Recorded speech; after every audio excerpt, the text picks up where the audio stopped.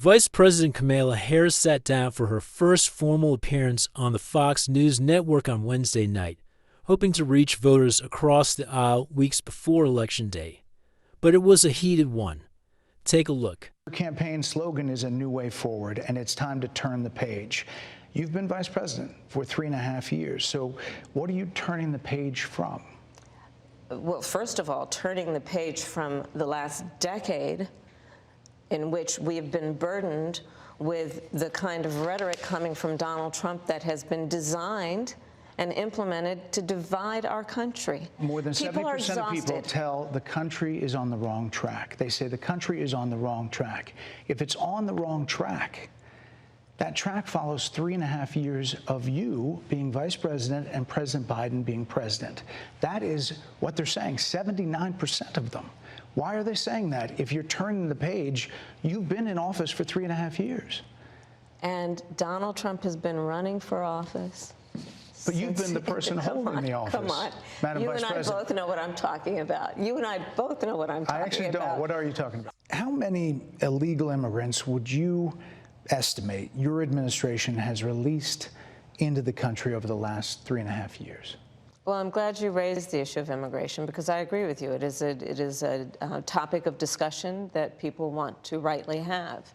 And you know what I'm going to talk about. Yeah, but just a number. Do you think it's 1 million, 3 million? Brett, let's just get to the point.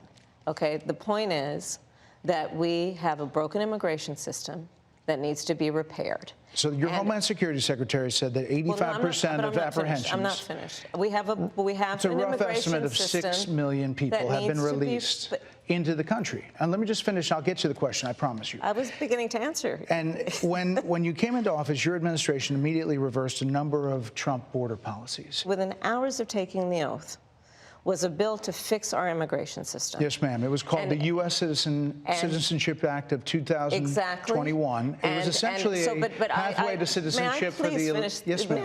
May I finish responding, please? But you have to let me finish, You had the White House and the House and the Senate, and they didn't bring up that bill. I'm in the middle of responding to the point you're raising, and I'd like to finish. Yes, ma'am. We recognized from day one that to the point of this being your first question, it is a priority for us as a nation and for the American people. You call Donald Trump, he's misguided. You say now he's unstable. He is unstable, Brett. He's not well. You say he's mentally not stable. He's not stable. Let me ask you this. You told many interviewers that Joe Biden was on his game, that ran around circles on his staff. When did you first notice that President Biden's mental faculties appeared diminished?